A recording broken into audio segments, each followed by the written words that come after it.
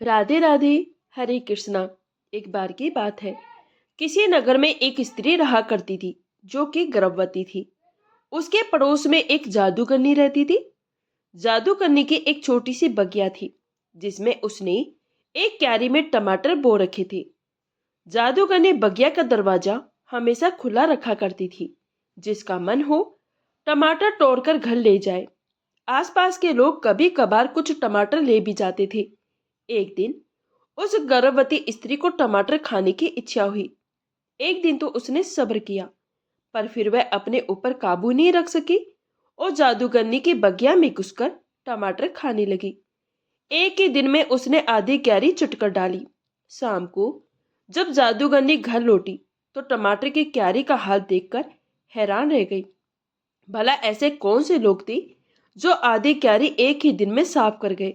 उसने अगले दिन छिपकर क्यारी पर नजर रखने की सोची। अगले दिन वह गर्भवती स्त्री फिर से टमाटर खाने आई और उसने पूरी क्यारी ही लगभग खाली कर डाली। वो बाहर निकलकर अपने घर आती, इससे पहले ही जादूगरनी घर से निकली और उसे बोली, ठहरो, तो तुम ही हो चोर। तुमने ही मेरी सारी क्यारी खाई है। स्त्री डर गई और कांपते हुए बोली, मुझे माफ कर दो, मैं अपने ऊपर काबू नहीं रख पाई। मैं माँ बनने वाली हूँ, मुझ पर दया करो। इस पर जादूगरनी बोली, ठीक है, मैं तुम्हें छोड़ दूंगी, लेकिन याद रखो, बेटी हो या बेटा, तुम्हें चाहे जो भी हो, वो आधा मेरा होगा। जब तक वह 7 बरस का हो तब तक तुम उसे पालना। 7 बरस का होते ही मैं उसे आधा ले लूंगी। स्त्री क्या करती, उसे राजी होना ही पड़ा और कोई उपाय भी तो नहीं था। समय होने पर उस स्त्री को एक बेटा हुआ। जब वह 6 साल का हुआ तो उसने एक दिन खेल से लौटकर माँ से कहा, माँ, मुझे आज गली में एक बुढ़ी सी औरत मिली। उसने कहा कि मैं तुम्हें याद दिला दूं कि अब 1 साल ही बचा है। उसकी माँ ने कहा, अगर वह दोबारा दिखाई दे तो तुम उसे कहना वह पागल है। कुछ समय बीत गया। अब लड़के को 7 बरस पूरा होने में 3 महीने बचे थे। वह बूढ़ी औरत उसे फिर मिली। उसने लड़के से कहा, अपनी माँ से कहना अब वह केवल 3 महीने ही बचे हैं। इस पर लड़का बोला, अम्मा, तुम तो पगली हो, अब देखना कि कौन पगला है। बुढ़िया ने जवाब दिया।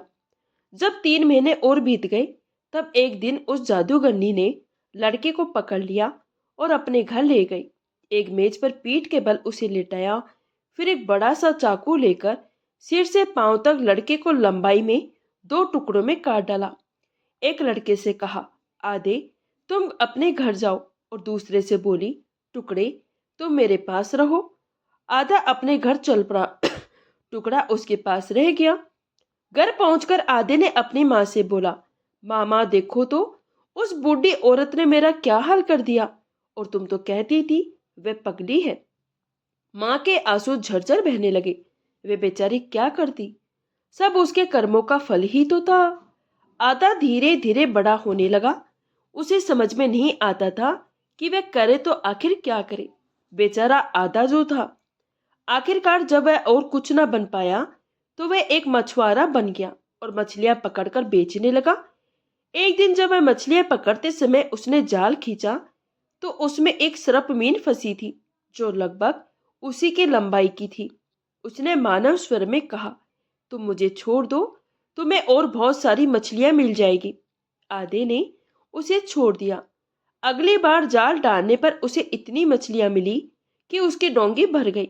वो खुशी खुशी मछलियां बेचने चला गया। वहां उसे थैली भर रुपए भी दाम में मिल गए। कुछ दिन बाद जब वह मछलियां पकड़ने फिर से गया तो इस बार फिर वही सर्पमीन उसके जाल में आ फंसी। इस बार सर्पमीन ने कहा, अगर तुम मुझे छोड़ दोगे तो मेरे छोटे बच्चों की दुआ से तुम्हारी सारी इच्छाएं पूरी हो जाएगी। आधा नरम दिल का था।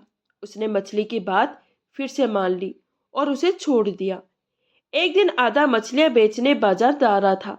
जब वह महल के पास से गुजरा तो संयोग से उस समय राजा की बेटी अपनी दासियों के साथ छज्जे पर खड़ी बाहर के नजारे देख रही थी।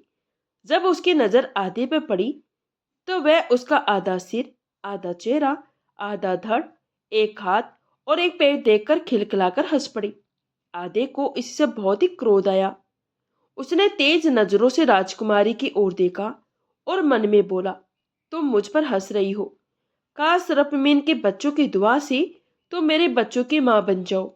कुछ दिनों बाद राजकुमारी को लगा कि वे माँ बनने वाली है। माता पिता का माथा ठनका। उन्होंने अपनी बेटी से पूछा, ये सब क्या है बेटी? राजकुमारी बोली, मुझे भी नहीं मालूम कि मेरे साथ क्या हो रहा है। राजकुमारी की माँ बोली, तुम होने वाले बच्चे के पिता का नाम बताओ, हम उससे ही तुम्हारी शादी कर देंगे। बेचारी राजकुमारी को कुछ मालूम हो तब तो वह बताए। उसने फिर वही बात दोहराई, मुझे इसके बारे में कुछ भी नहीं मालूम। माँ बार बार कई तरह के कई ढंग से राजकुमारी से ये जानने की कोशिश करती कि बच्चे का पिता आखिर कौन है, पर हर बार राजकुमारी का उत्तर वही रहता, मुझे कुछ नहीं मालूम।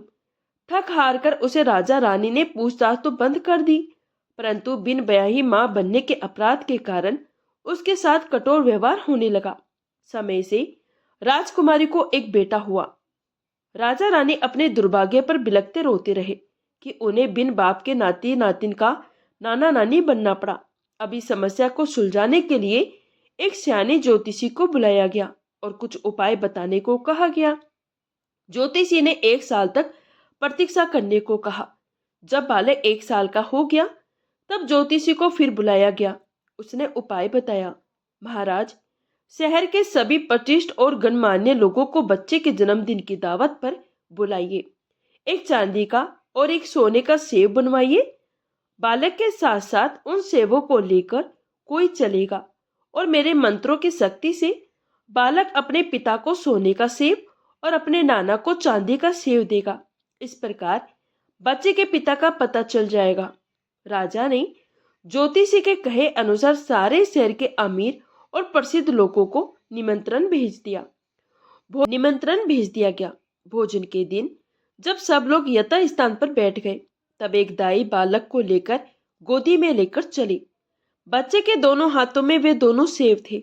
ज्योतिषी ने बच्चे के कान में कुछ मंत्र पढ़े और फिर बुदबुदाया, सोने का सेब पिता के लिए, चांदी का सेब पर पिता के लिए। दाई बच्चे को लेकर पूरे सभागृह में घूमती रही। जब वह लौटकर राजा के पास आई तब बच्चे ने उसे चांदी का सेब पकड़ा दिया। राजा बोले, मुझे मालूम है कि मैं तुम्हारा परपिता हूँ, पर हमें तो तुम्हारे पिता का पता लगाना है। बच्चे को कई बार सभागार में घुमाया गया, पर वह सोने का सेब किसी को नहीं मिला। 1 साल बाद राजा ने एक बार फिर से ज्योतिषी से सलाह मांगी। इस बार ज्योतिषी ने शहर के सारे गरीब निर्धन लोगों को दावत पर बुलाने की सलाह दी और सेब देने का तरीका दोहराने को कहा। राजा ने शहर में मुनादी करवा दी। सभी धोबी, मोची, नाई, कसाई, मछुआरे को भोज का बुलावा दिया गया। आधा भी बन ठन कर भोज में शामिल होने आया। सभी के लिए सभा भवन में कुर्सियां लगी थी। दाई नन्हे बालक को लेकर सभी के पास जाने लगी। सेब हाथ में लिए बालक ठुमक ठुमक कर हर एक के पास जाने लगा। जैसे ही वह आधे के पास पहुंचा वो मुस्कुराने लगा और सेब आधे की ओर बढ़ाकर बोला, ये सेब ले लो पिताजी। दावत में आए सभी लोग ठहाका लगाकर हंस पड़े। वाह भाई, क्या बात है। राजा की बेटी का दिल आया भी तो इस अधूरे पर। राजा खून का घूंट पीकर चुपचाप बैठे रहे, पर हिम्मत करके बोले, अब मेरी बेटी का विवाह इसी आदमी से होगा जिसे हमारे नाती ने अपना पिता कहा है। कुछ ही दिनों बाद सारी तैयारी के साथ राजकुमारी की शादी आधे के साथ हो गई। शादी की रस्मों के बाद दूल्हा दुल्हन शोभा यात्रा के लिए रथ का इंतजार करने लगे, लेकिन वहां तो एक बड़ा पीपा लाया गया और राजकुमारी को आधा और उसके बच्चे के साथ डालकर पीपे का मुंह बंद करके समुद्र में फेंक दिया गया। समुद्र में बड़ी बड़ी लहरें उठ रही थी। पीपा उन्हीं लहरों पर तैरते तैरते दूर निकल गया। जब काफी समय तक हिचकोले खा चुका था तब आधे ने राजकुमारी से पूछा, दुल्हन, क्या तुम पीपे से बाहर निकलकर जमीन पर उतरना चाहोगी? राजकुमारी फुसफुसाई, हाँ जरूर, लेकिन कैसे? आधे ने मन ही मन कहा, सरपमीन के बच्चों की दुआ से पीपा लग जाए धरती तट से। कहने भर की देरी थी कि पीपे का हिलना हिचकोले खाना रुक गया। अंदर बंद तीनों प्राणियों ने जोर लगाकर पीपे का ढक्कन खोल लिया और तीनों बाहर आ गए। वे भूखे थे, इसलिए आधे ने सबसे पहले सर्पमीन के बच्चों का नाम लेकर भोजन की इच्छा की। स्वादिष्ट भोजन आया तो तीनों ने भरपेट भोजन किया। जब पेट भर गया तब आधे ने राजकुमारी से पूछा, क्या तुम मेरे साथ खुश रह पाओगी? हाँ, रह लूंगी, राजकुमारी बोली। लेकिन कितना अच्छा होता कि तुम पूरे होते। राजकुमारी की बात सुनकर आधे ने बहुत ही डरते डरते मन ही मन प्रार्थना की, सर्पमीन के बच्चों की दुआ से क्या मैं पूरा हो सकता हूँ? इस शरीर से और चमत्कार आधे का शरीर पूर्ण हो गया। वह एक सजीला नौजवान बन गया। अब तो तुम खुश हो ना? आधे ने पूछा। बिल्कुल खुश हूँ, लेकिन कितना अच्छा होता कि हम एक महल में रहते, इस सोने सागर तट पर नहीं। एक बार फिर आधा मन ही मन सोचने लगा, क्या सिर्फ मीन के बच्चों की दुआ से हमारे पास एक महल, नौकर चाकर, बाग बगीचे हो सकते हैं? बगीचे में एक सोने और चांदी के सेब वाला पेड़ हो तो और भी अच्छा हो। अभी वह ये सोच ही रहा था कि एक एक करके उसकी सारी इच्छाएं पूरी हो गई। यहाँ तक कि सोने और चांदी के सेब वाले दो पेड़ भी वहां उगाए।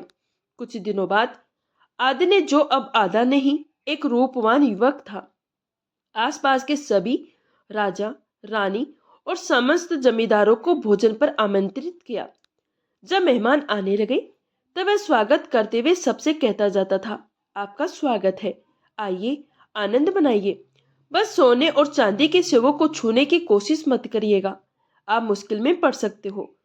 सभी मेहमान उसे भरोसा दिलाते गए कि कोई भी उन पेड़ों को छुएगा भी नहीं।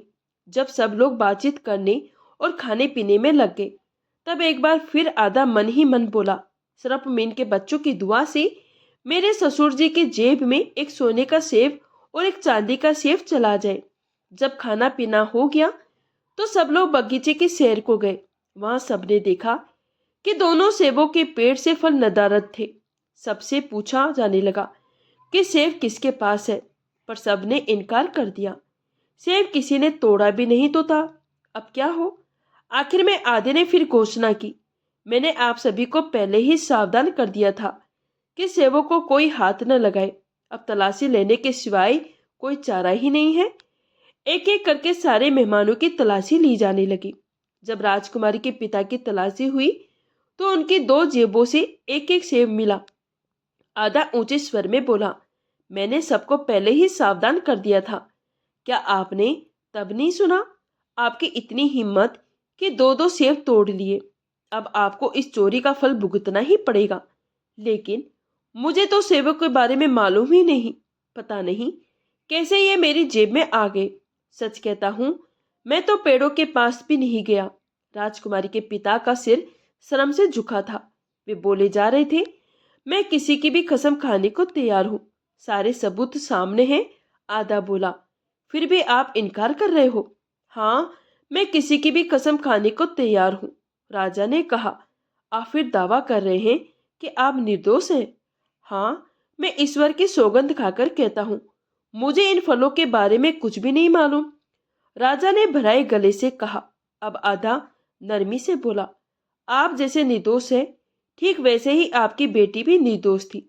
जैसा व्यवहार आपने उसके साथ किया था, ठीक वही मैंने भी आपके साथ किया है। ये कहकर आधे ने अपना सही परिचय राजा को दिया।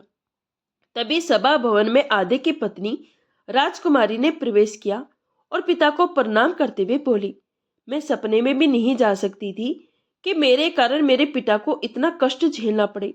माना कि उन्होंने मेरे साथ कठोर व्यवहार किया, परंतु फिर भी मैं मेरे पूजनीय पिताजी है। जो हुआ सो हुआ। पत्नी की बात सुनकर आधे का हृदय अपनी पत्नी के लिए प्रेम से भर गया।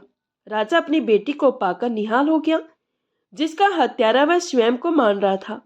उसकी निर्दोषता की बात जानकर उसका हृदय पश्चाताप से उभर गया। बड़ी अनुविनय और समय याचना के साथ पिता अपनी बेटी, दामाद और नाती को अपने साथ अपने महल में वापस ले गए। सर्पमीन के बच्चों के आशीर्वाद से मिला सारा महल और रौनक देखते ही देखते गायब हो गया। इस तरह आधे की अद्भुत जीवन यात्रा ने सभी को एक बड़ी सीख दी। किसी की बाहरी कमी या रूप को देखकर उसका अपमान ना करे और बिना सत्य जाने किसी पर कठोर निर्णय ना सुनाए। अधरा